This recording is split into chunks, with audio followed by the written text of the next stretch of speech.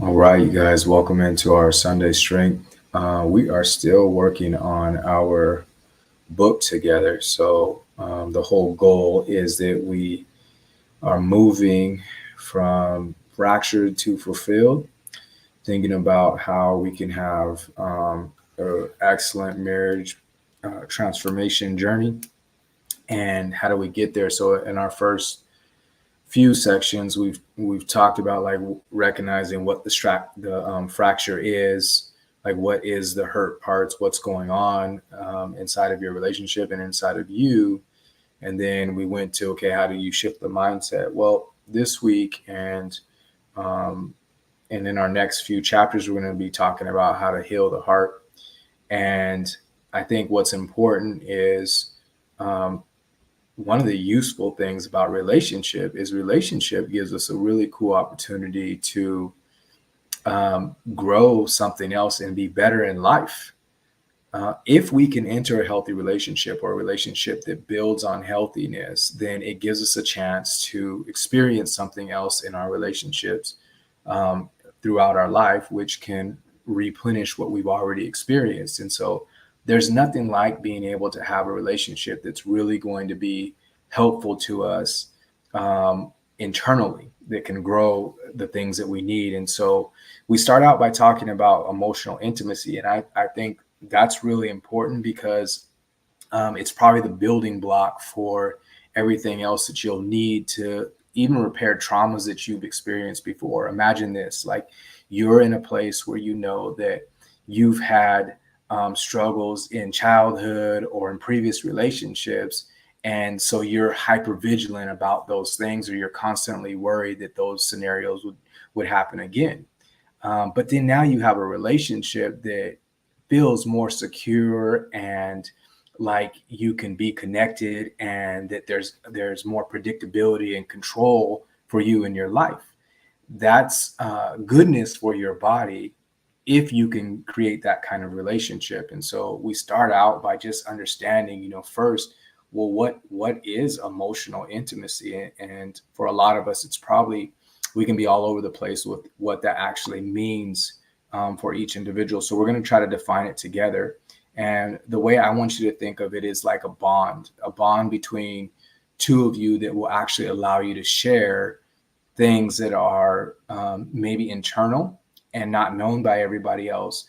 But it's a place in your relationship where you can go to actually say what's going on honestly, right? And so if we can create that kind of bond where we can share our feelings and thoughts freely, man, the sky's the limit for what we're going to do in that scenario, because we're going to be building on a healthy relationship that not only builds for future, but it's also going to replenish for what already has happened. And so I think that's so important. But we run into barriers all of the time. And the reason we run into barriers is the same reason that we need the situations of emotional intimacy, which is our previous traumas, all of our fear of vulnerability, all of the things that we don't know as far as communication goes, right? Because you don't know how to communicate until you're doing it sometimes. And so all those things start kicking up, and it really makes it difficult for us to get closer to one another. And our challenge here is for us to really be able to look at this. Um, Now, what I want you guys to know, and I know this from my own personal experiences, at some rate, you're going to be better at certain situations than other scenarios. Like it might be easy for you to be honest, but it might not be easy for you to receive honesty. Or you could flip that. It might be easy for you to receive honesty, but it's harder for you to be honest with what's going on. And so, as a couple, we have to look at really being able to be in a place of understanding, as far as like everybody will be a little bit different. Okay. And so how do we build that, even though there are certain things that are going to hinder our ability to get to that emotional intimacy, like the traumas and us not being able to communicate well, or us being afraid of being vulnerable? How do we build emotional intimacy in our relationship? And the first thing that I would tell you guys is that we need to be able to have some open communication. And so it's a practice, and at some rate, some kind of habit where you're able to just talk and share thoughts and feelings without fear of being judged. And so there's two aspects of that. The first aspect is if you're the person who is speaking, you really have to be brave because you don't know what's coming out on the other end from your partner. But then if you're the one receiving the communication, you want to, in your mind, really create a safe space for open communication to happen, right? And the third part of that I would say for both of you is if and when it is not right, don't give up. Like if I didn't bring the same or the correct kind of environment, I'm not going to throw my hands in the air and just say I'm not good at it.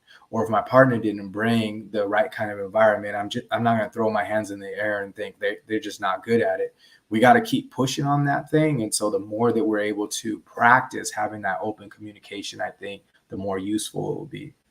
It's useful for us to really listen in a way that says that we care, like a committed. So this is our second one. I want to listen in a way that says like, this is the thing I'm trying to build in my marriage, right? And so a lot of people will say something like active listening, but it's not really the behavior that we care about more than we care about the idea that says show up in a way that means that you're going to be building on emotional intimacy in your relationship, right? So when you're going to listen, get involved in the conversation, get involved in what it's meaning to you and what you're hearing, and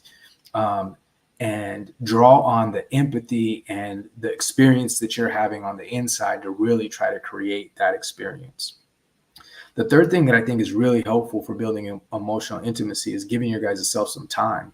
So often we get busy in our relationships and for good reason. And sometimes it's just an avoidance scenario in our practice that we're doing. And so whatever it is, it won't matter because the real clear picture that I want you to have in your relationship is build on the quality time that you have as a couple, create the quality time so that you can have an opportunity, right? If not, they're the opportunities to really get close and have emotional intimacy is difficult because it's not a safe place. It's rushed. It's all these things that will hinder, create more layers or barriers to us even wanting to have the conversation. So we really got to carve out that time where we can spend time together that's not interrupted. It's not divided. Our attention is not divided.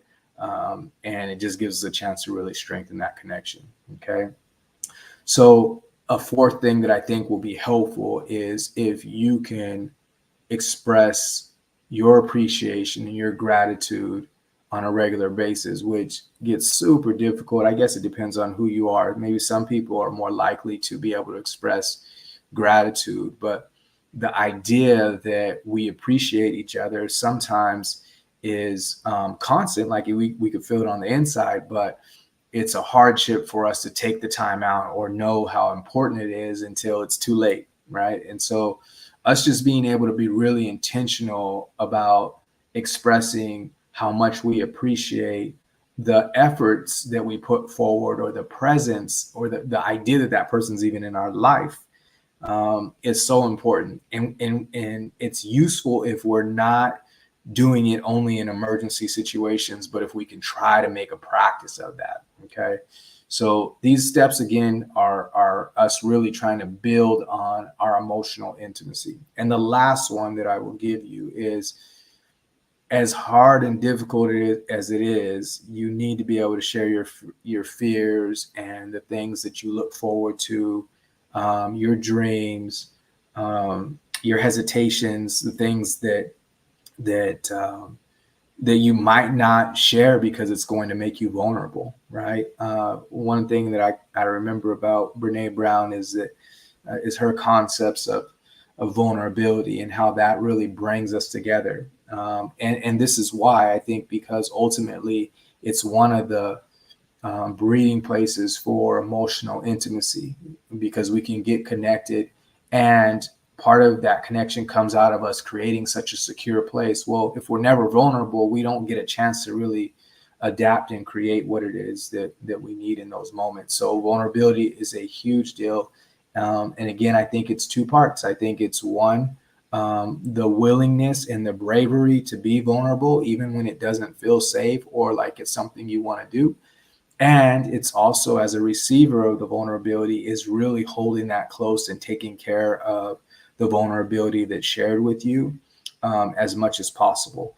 And that's not, it's not your measuring for how you should be with vulnerability. Like, for instance, if you say like, yeah, I was able to listen to it, well, that's one thing. But were you able to hold it? Like, were you able to do something that means that you created emotional intimacy inside of your relationship? And a lot of times that gets harder to do, because as much as it's difficult to express vulnerability, or scenarios that look like vulnerability, it's as difficult to receive it sometimes.